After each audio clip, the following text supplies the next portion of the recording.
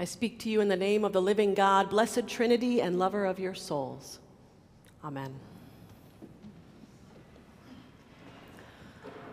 All right, everybody, settle into your seats because today we are going to tackle a New Testament epistle. And it is helpful to remember that most of these epistles are letters written to churches in response to a question that we really don't know about what it means to follow Jesus. See, we only have one side of the letter, the response to the question. So we have to make these educated guesses as to which questions the author of the epistle might be trying to answer. Today, we read from the epistle of 1 Peter, and the question I hear him trying to answer is, so where did Jesus go when he died? Where did Jesus go when he died? The author seems to answer the question directly.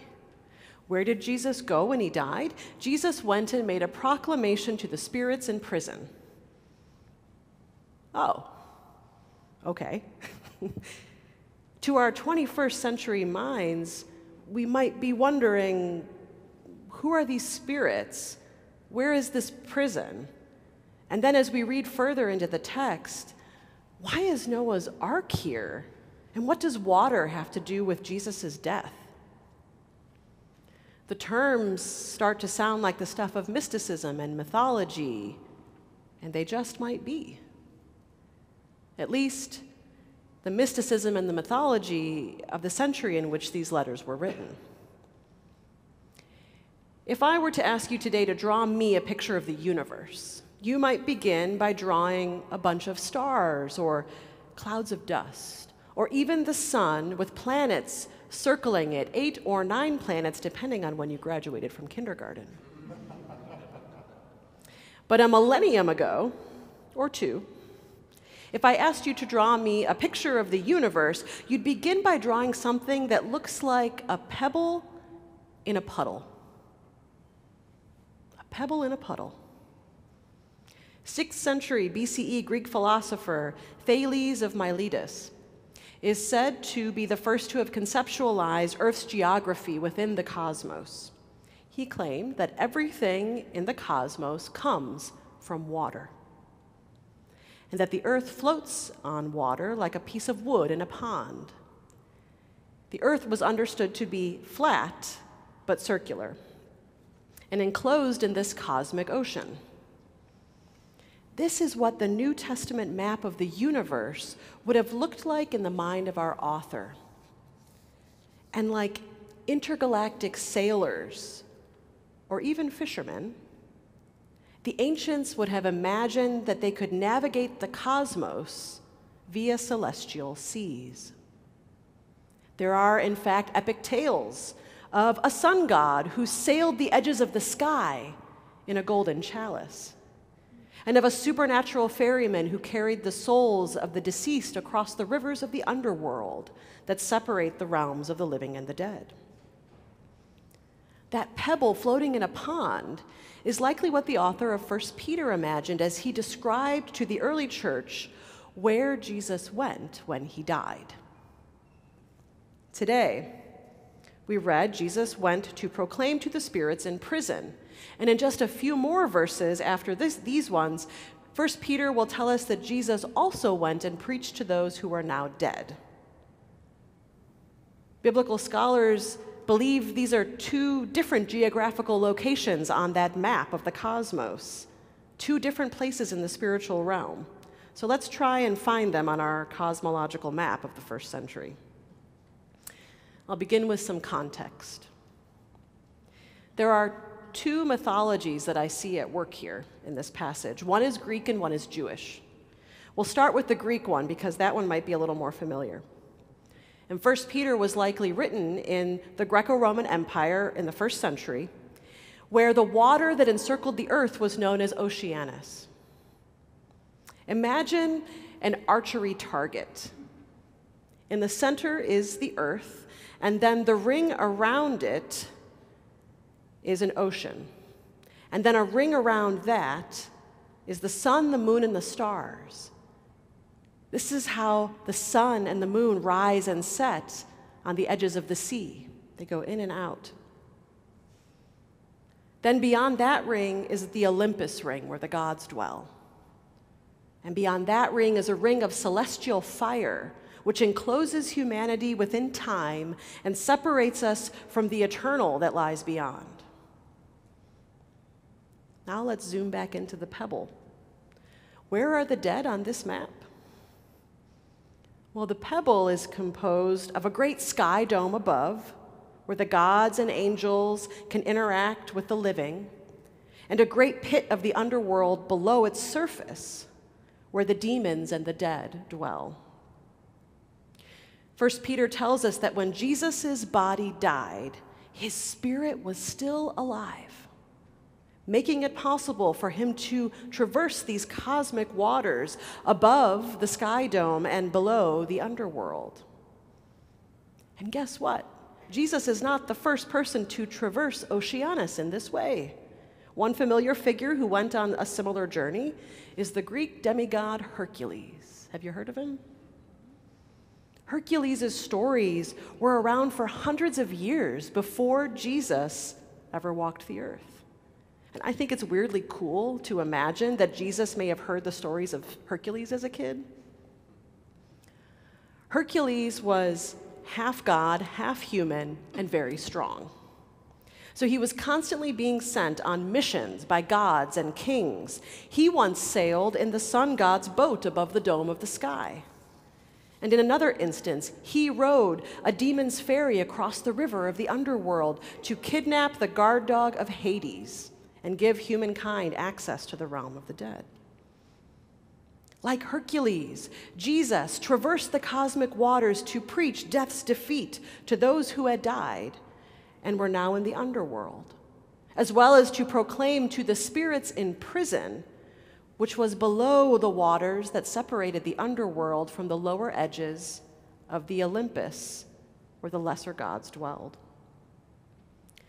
See, the word prison here is key to the Jewish mythology in this passage. The word prison literally means guard or watcher. And this is the term that cues us that the author may be referring to the ancient mythology of the Watchers. This is a mythology from Jewish culture, possibly influenced by Babylon or Aramaic. The term Watchers shows up briefly in the books of Genesis and in the book of Daniel. But it's expounded upon at great length in these non-biblical books like Enoch, which was written in the 2nd or 1st century BCE, just before the writing of today's epistle. And as the story goes, the Watchers are sons of heaven. They are angels who mated with human women. In Hebrew, the children of the Watchers are called the Nephilim. They're these half-angel, half-human demigods that are described as giants or fallen ones in the books of Numbers and Ezekiel. And in some ways, they are like the Jewish version of Hercules. These Watchers may be the adversary who in the book of Luke, Jesus tells us he saw fall from heaven like lightning. And those who in the book of Jude tells us were sent to a kind of prison bound with everlasting chains under darkness until the final judgment. According to the myths from Enoch, the Watchers were bound by God because they brought evil and violence into the world. They not only transgressed heavenly boundaries when they had children with human women, but they are the ones who taught humanity how to wage war. Irenaeus and Tertullian, two of the renowned early church fathers who helped shape Christian conceptions of sin, they both used the story of Adam's transgression in the Garden of Eden and the story of systemic sin brought into the world by the fallen Watcher spirits as they were shaping their theology. See, this story of the Watchers is relevant to our epistle today because the word Watcher shows up there, and it's connected to the flood, which it is connected to the flood in the book of Genesis and in 1 Peter. See, so great was the sin that the watchers brought into the world, the sins of violence and war, that God brought about the flood. God made the pebble that was floating in the center of the cosmic ocean sink into the deep, saving only 8 people from the face of the earth in Noah's Ark. These ancient stories and ways of understanding the geography of the universe at that time are what help us understand what the epistle's talking about. The Jewish mythology of the Watchers, and the Greek mythology of Hercules, and the cosmological geographical science of the first century shaped the mind of our author, who may have just been trying to answer one simple question: where did Jesus go when he died? But once we enter into his worldview, suddenly the words of 1 Peter make a little more sense. Jesus was put to death in the flesh, but made alive in the spirit, in which he also went and made a proclamation to the watcher spirits, who in former times did not obey, when God waited patiently in the days of Noah during the building of the ark. Oh, okay. See, 1 Peter answers the question, where did Jesus go when he dies? But then he starts to move his readers somewhere else. Because I don't think the point of this passage is just cosmic geography. The author seems less concerned about where Jesus went when he died. He says all that in one sentence. And more concerned about who Jesus did all this cosmic traveling for. The author's primary concern is you, the person who's reading this letter. All this cosmology of water, he says, this prefigures your baptism. And baptism is what saves you. All that old mythology of sin is pointing to your salvation from sin. Hercules may have sailed the cosmic waters to give humankind access to the underworld, but when Jesus sailed to Hades, he hung a closed for business sign on the door. Now, instead of being dead for eternity, you get to be with God. Jesus went to the prison of darkness to proclaim to fallen angels that the sins that they brought into the world no longer have power over you. Jesus went and preached to the dead because no one, living or dead, is outside his judgment and grace. And that means that whether you're alive or dead, you can always find your way to God. Hercules may have navigated the river between heaven and earth in the golden cup of the sun god, but Jesus is the Son of God who ascended straight into the heavenly realm. See, whether the watchers really existed matters less to this author than the reality that Jesus has authority over them and over every being, natural or supernatural, because this is how he ends today's passage. Jesus sits at the right hand of God with angels, authorities, and powers all made subject to him. 1 Peter wants to make it clear with this epistle, Jesus is greater than any angel, watcher, demigod, or even Hercules himself. Jesus accomplished far greater feats than they did, and not for his own glory, but to bring you closer to God.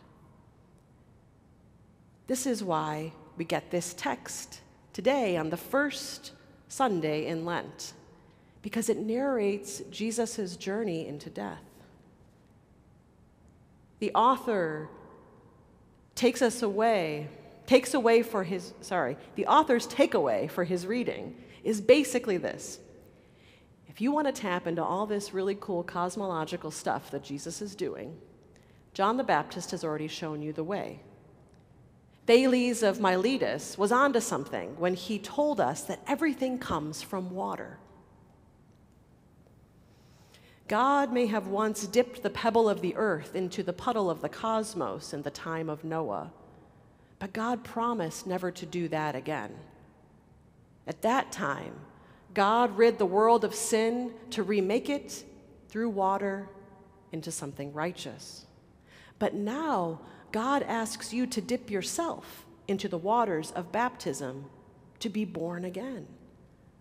Back then, God only saved a few from the water, but now God is saving everyone through the water. Jesus traversed cosmic waters when he died, and his journey may be as remarkable as our cultural myths, but it was real. And the tales of his travels are less important than knowing who he traveled it all for. He did it for you. Jesus died for you. His Spirit sailed the cosmos for you. For you, he conquered death and removed the weight of sin from your conscience. He did it so that you can wash yourself in the cosmic waters that now take away the sins of the world, and that together, he and all God's children can sail off this cosmological map into the uncharted geography of an eternity with God.